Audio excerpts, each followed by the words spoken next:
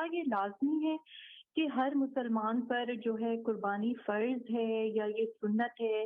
مطلب یہ کہ اگر ہم کرنا چاہتے ہیں تو ہم کر سکتے ہیں، یا یہ ہمیں لازمی ہمارا فریضہ ہے جو ہم کر سکتے ہیں؟ تو قربانی کی فضیلت اگر آپ سمجھنا یہ چاہتے ہیں نا، تو قربانی، اب یہاں سے وہ دوسری والی بات بھی حضرت ابراہیم علیہ السلام کے ساتھ جو نسبت حضور پاک کی آتی ہے. ایک تو آ، حضور پاک کی جو ایک وائف تھی حضرت ماریہ، ان سے جو اولاد پیدا ہوئی تھی، حضور پاک نے ان کا نام بھی ابراہیم رکھا تھا. ٹھیک، یہ تو ایک نسبت آپ کو نظر آتی ہے. دوسری، جب ان سے کہا گیا کہ ہم قربانی کیوں کرتے ہیں، تو انہوں نے کہا یہ تمہارے باپ ابراہیم کی سنت ہے.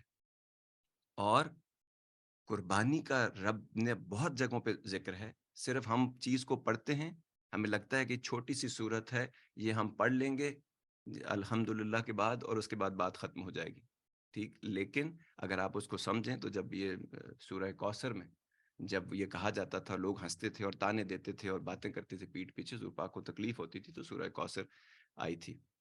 ٹھیک ہے جی، اور جس کے بڑی خوبصورت الفاظ ہیں، بے شک ہم نے تجھ کو خیر کثیر عطا کی، بس تم اپنے رب کے لیے نماز پڑھو اور قربانی کرو، بے شک تمہارا دشمن ہی بے نسل رہے گا.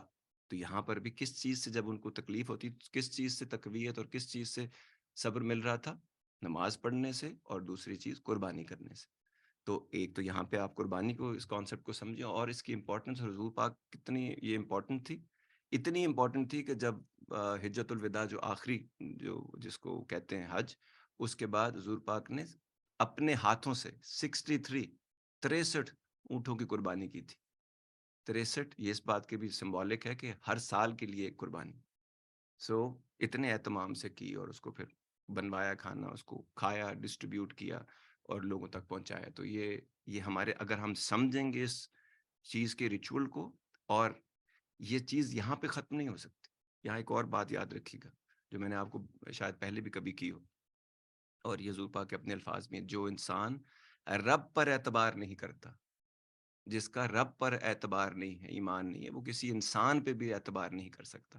بالکل اسی طرح جس آدمی کو قربانی کا کانسیپٹ نہیں ہے، آپ کو بہت ساری زندگی میں قربانیاں دینی پڑتی ہیں، لیکن جب تک آپ رب سے وہ نسبت سے لے کر شروع سے ہی آپ اس کانسیپٹ کو نہ سمجھنے کی کوشش کرتے ہیں، نہ اس کو فل لیٹر اینڈ اسپرٹ میں اپلائی کرنے کی کوشش کرتے ہیں، آپ کو کبھی قربانی کی سمجھ نہیں آتی. اسی لیے ہم لوگ قربانی کرنے میں بھی سیلفش ہو جاتے ہیں، اسی لیے ہم زکوٰۃ دینے میں بھی سیلفش ہو جاتے ہیں، صدقات دینے میں، خیرات دینے میں سیلفش ہو جاتے ہیں، مال کے ساتھ چمٹ جاتے ہیں. تو جو چیز آپ کو، اور اچھی سے اچھی چیز جب تک آپ نہیں دے پاتے، آپ اور باقی بھی زندگی میں قربانیاں نہیں دے پاتے.